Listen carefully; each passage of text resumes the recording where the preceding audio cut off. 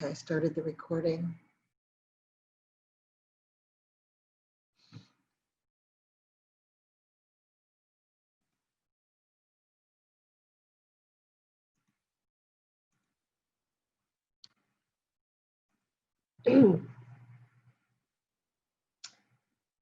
So I guess I'll just start by saying that I had yesterday 2 people messaged us on the Northwoods Progressives Facebook page and asked if we were planning any kind of a protest. And I talked to Tara about it, and beside the fact that I'm in Tucson and I wouldn't be able to go to one physically in Wisconsin, I think just due to concerns about social distancing because of the coronavirus, and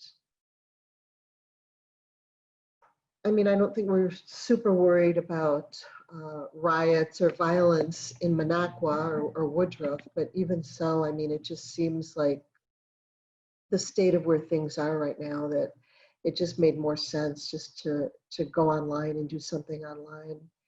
And as I said, I'm recording this, and we can eventually post it on YouTube, and we can have it posted so people will be able to look and see what our response has been to this. I guess there's a couple different ways to look at it. I mean, we're certainly protesting because we're all just completely outraged by what happened to George Floyd and to so many other brown and black-skinned people in our country, the violence and the death. But I think also because we all witnessed it, we all saw a video of an actual live human being being murdered on national television, that it's horrifying. And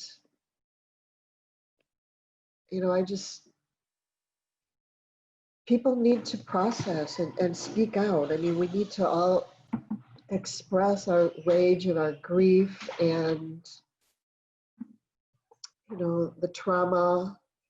I was talking to my sister a couple days ago on the phone, and she said people who talk as they're going through trauma tend to do better than people who don't have anybody to talk to when they're going through trauma.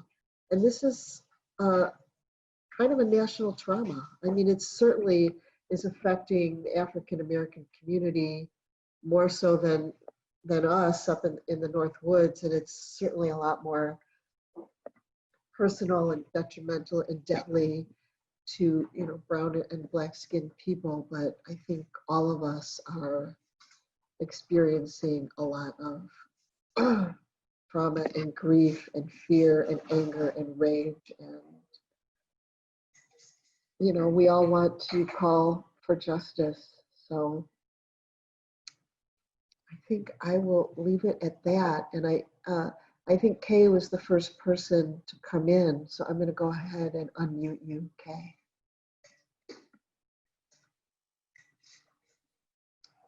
Wait, hang on. You're still muted. Hang on, you're still muted. I'm clicking it. You click it. Okay, now. Oh, okay. Yeah. I guess my first reaction, like everybody, was of horror, but I kept thinking of then when the riots started and people were starting to focus on that and losing sight of the real point of the whole thing, this ongoing grief and injustice that never seems to end. And then I said to Mel, and then people wonder why that feeling of helplessness leads to like the rioting. I said, what did it get Colin Kaepernick for a peaceful kneeling? It cost him his career, and nothing changed. So I can't imagine that feeling of helplessness on top of generations of grieving. that's the part that bothers me, is that I can't even begin to know what that feels like. That's really what I have, is I cannot come close to the feeling of empathy of what they're going through. I'll fight for the justice, but I don't think I can even come close to imagining the grief. I just can't. So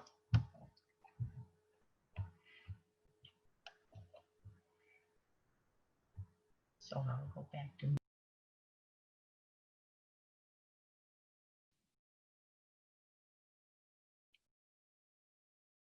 I think Fred and Laura were the next people in, if you guys want to go ahead. I just unmuted you. Well, we're horrified by this scene of the officer with his knee in George Floyd's neck. It's horrible, but we just got finished a call from our son Bryant, who lives in uptown Minneapolis, and where George Floyd was killed by the officer is in Midtown, which is about 3 miles away from him. But last night, the trashing and burning extended into Bryant's area, and he went and took pictures of the businesses, the post office, and the gas station that have been looted and destroyed. And what has happened is that the area where he was first killed over at Chicago and 38th is having peaceful demonstrations with family members and friends, completely peaceful. And yet the looting, the people that have been arrested are from out of state and out of Minneapolis, which means Bryant said you could see pickup trucks and cars coming in to Minneapolis and participating in the riots. So it's just lost the whole meaning. And so, they keep showing the officer, the scene with his knee and the poor man's neck. But I think they need to keep showing that horrific scene, because the whole essence of the horror of the act is being diminished by what our president says and what the city of Minneapolis, the uptown area and midtown area is being targeted and burned down by people who are not even residents, who do not even care about the crime that was committed.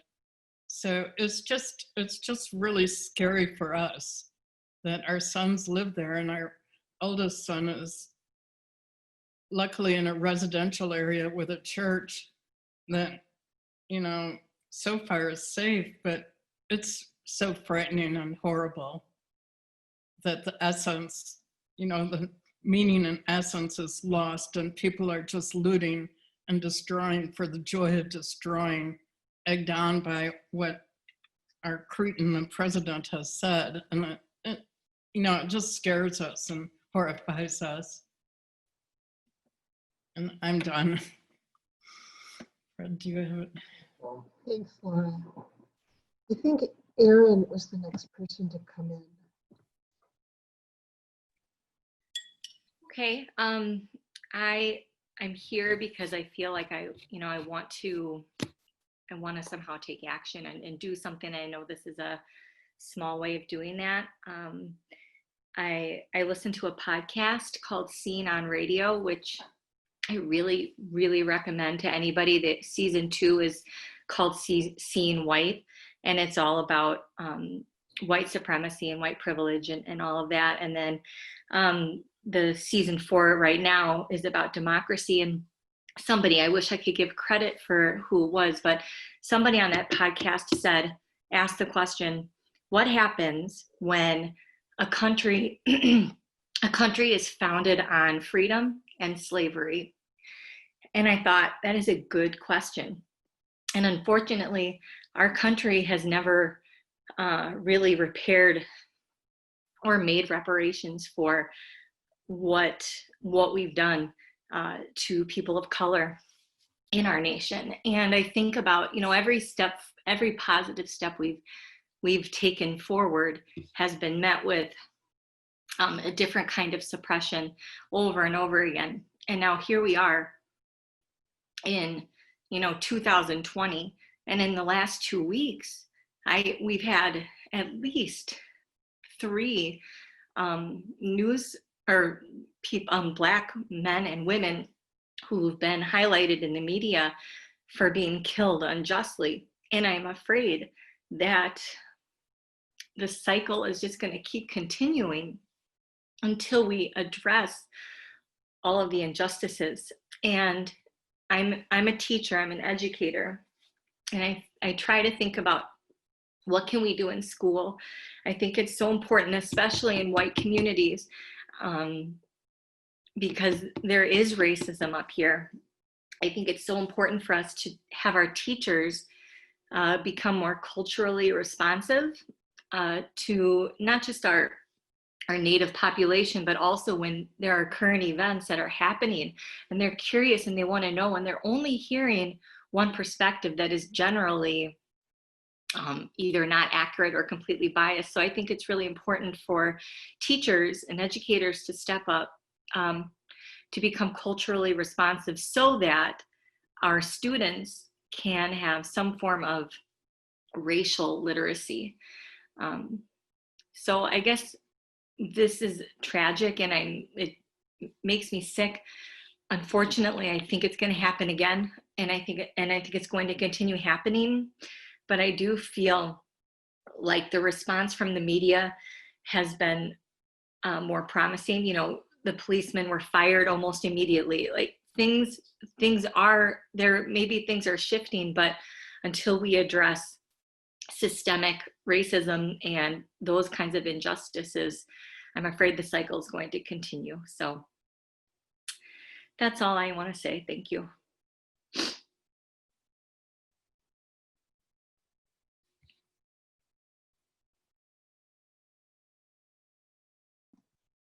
Thanks, Erin. And thank you for sending the email prompting us to do something today. Okay, I think Bob Kovar was the next person in.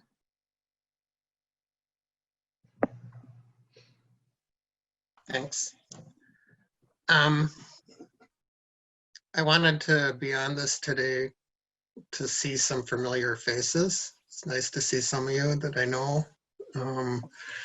And I was just out riding my bike, trying to process all this. I worked for a long time here in the Northwoods on an intercultural leadership program to bring Native and non-Native kids together because of racism. And my gosh, I'm 65 years old now. I started that program when I was 44.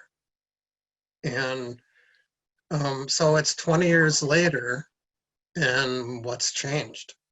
Not a whole lot. And some things have changed for the better, but it doesn't take a lot. One person, we always said this back in the days of ILI, because there was always a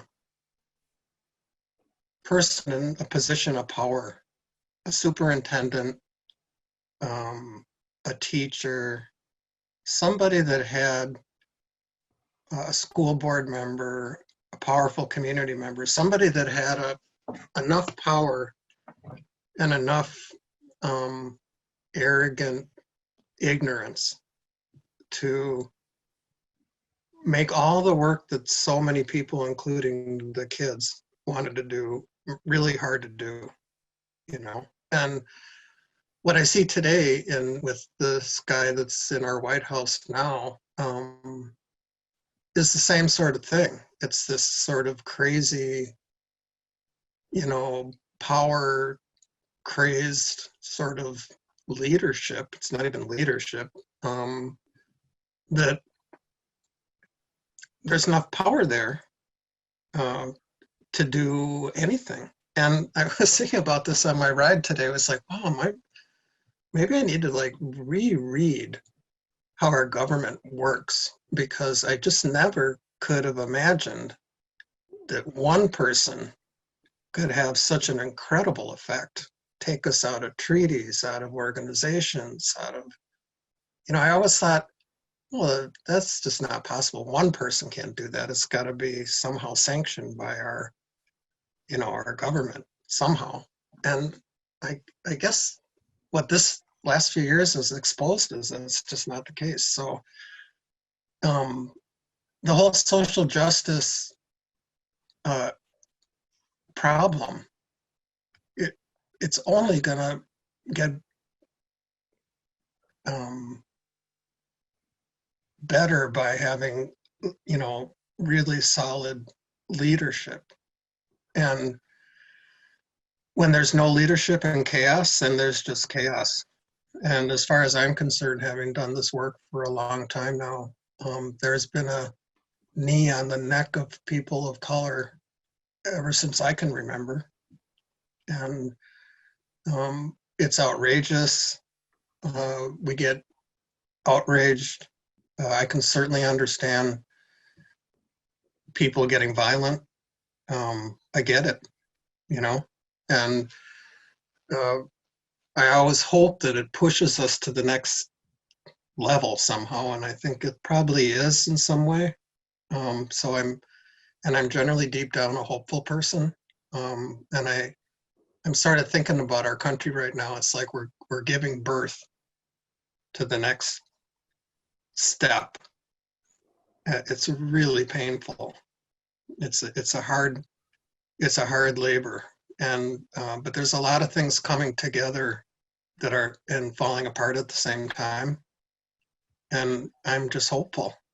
My granddaughter just got here yesterday. She's 3, and I'm hopeful for her. So I feel bad for all of us because we all have to go through this. My kids live in Minneapolis too, and but I feel like there's a lot of learning going on, and a lot of eyes are being opened, and I don't know, that must be how it changes. Thanks.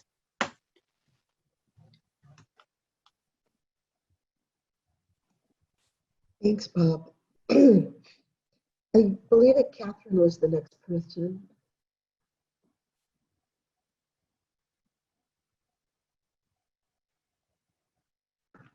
Catherine, did you want to talk next? I can talk. Yeah, there's a lot to think about. This is all kinds of things came to mind. One is teachers in the classroom. We're supposed to be impartial. We're supposed to not talk about our beliefs, and that's what we're supposed to do. When I was teaching in Lakeland, I had tribal kids with the Minneapolis kids, and I did not do a good job of keeping my mouth shut because it just seemed too important to open up the discussion about what was really going on. And sometimes my personal feelings did get in there because I thought the kids needed to hear something besides what they heard at their homes. Oh my gosh, Walmart, they're almost out of guns. They're almost out of ammunition because of this person being elected or that one. That kind of mentality was something that we had too much of. One thing I would say that there have been riots after many major events. Martin Luther King riots were big in DC, all over the nation. Rodney King riots were big. I don't know, were they all over the nation? They were certainly in LA. And as I was thinking about this, I thought, golly, both of those men's names were King, named after some, I don't know, the king that we had the Revolutionary War for. I don't know. We were protesters then. And okay, but anyway, there have been riots and there will continue to be riots. Why the heck they become so stupid of the looting is beyond me. That's not disapproval. That's not, you did this to me, and I'm therefore going to steal from my neighbor, and I'm going to burn their house down, their business down, their street down, our police district down. Anyway, that's something that is unfortunate, but that's what all of these riots have looked like, unfortunately. This seems like a Lord of the Flies kind of a anarchy, headed toward anarchy that I'm living in. I don't know about you, but it just seems so much of a slippery slope. The Slay the Dragon movie, which I am almost finished with, is just like, oh my golly. I knew a lot of this from the reading and listening to Nancy McLean, who wrote Democracy in Chains, which laid the groundwork for this stealth, insidious takeover of our country. And it is a blueprint that was started and it's being carried out by money. And if you haven't seen Slay the Dragon yet, do. I encourage it. I think I'm almost out of time.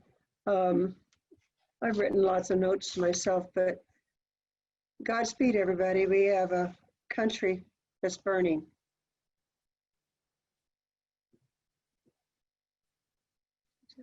Oh, Lisa, thanks, Catherine. Lisa, who's next?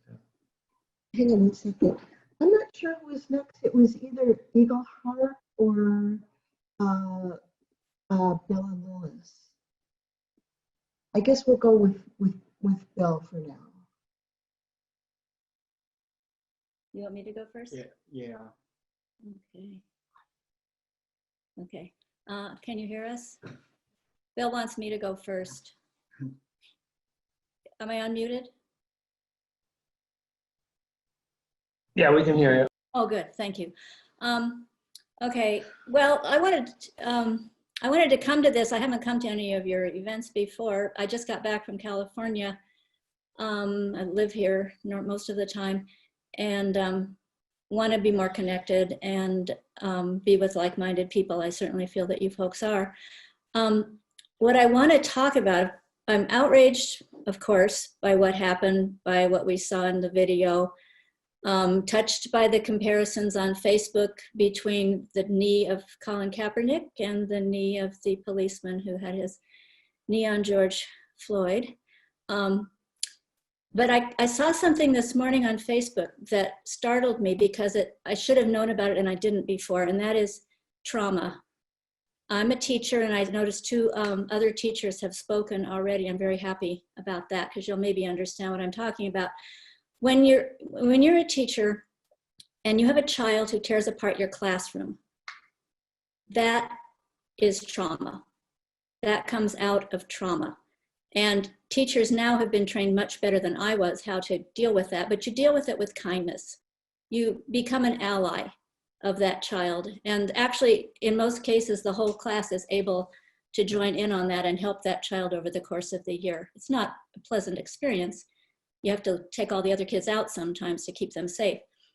And the person that on Facebook made the connection between that experience and what we're seeing in the communities where the demonstrations have gone beyond peaceful demonstrating.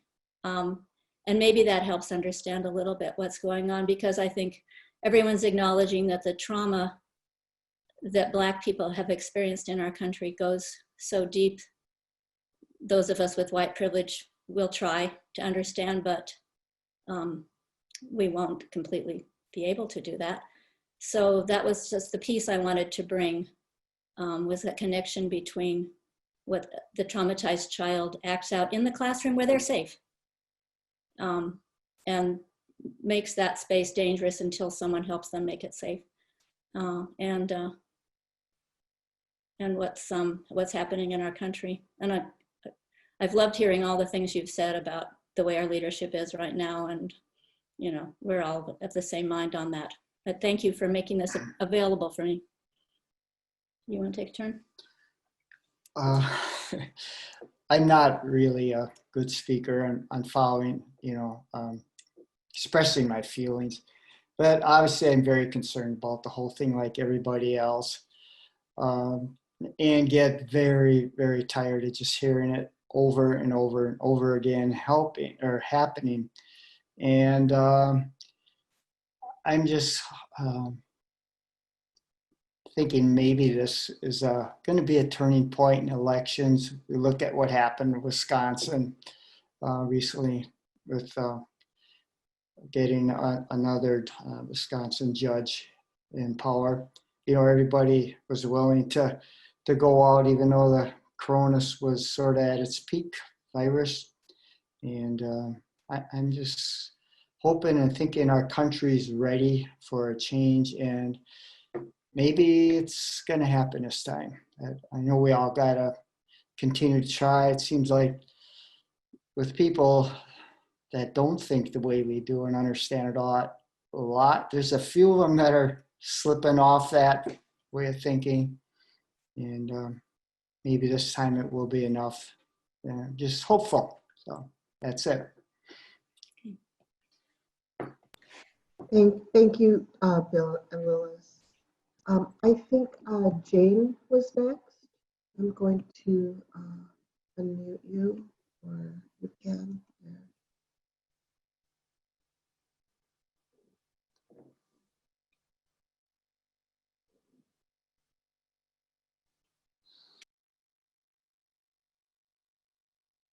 I'm clicking unmute, but it's not working. To do it. Oh, I think, can you hear me? Yes. Who can hear me? Yeah, people can hear me? That's better. Oh, okay. Yes. That's better. Mucho. Yeah, how about that? I come here today feeling a lot of grief and interrupted in my usual stream of concern for structural violence in this country. Most of you know that I practice restorative justice. And for the last 20 years of my life after my husband was murdered, that has been my work. So I come here in grief, not my own, but understanding of what it is like to have someone intimate with you murdered. It's a particular experience where, trusting the world comes into play. Knowing who you are anymore comes into play. So all of that trauma spreads. It ripples out in just unstoppable numbers. And then to think that that's only one picture, only one part of the structural violence that people of color experience in this country. I've spent a lot of the COVID time exploring ideas about how to design a new society. It seems like the moment, looking at how everything is going awry with no accountability. I think a decent society is an accountable society. And that bedrock is I'm not experiencing and accept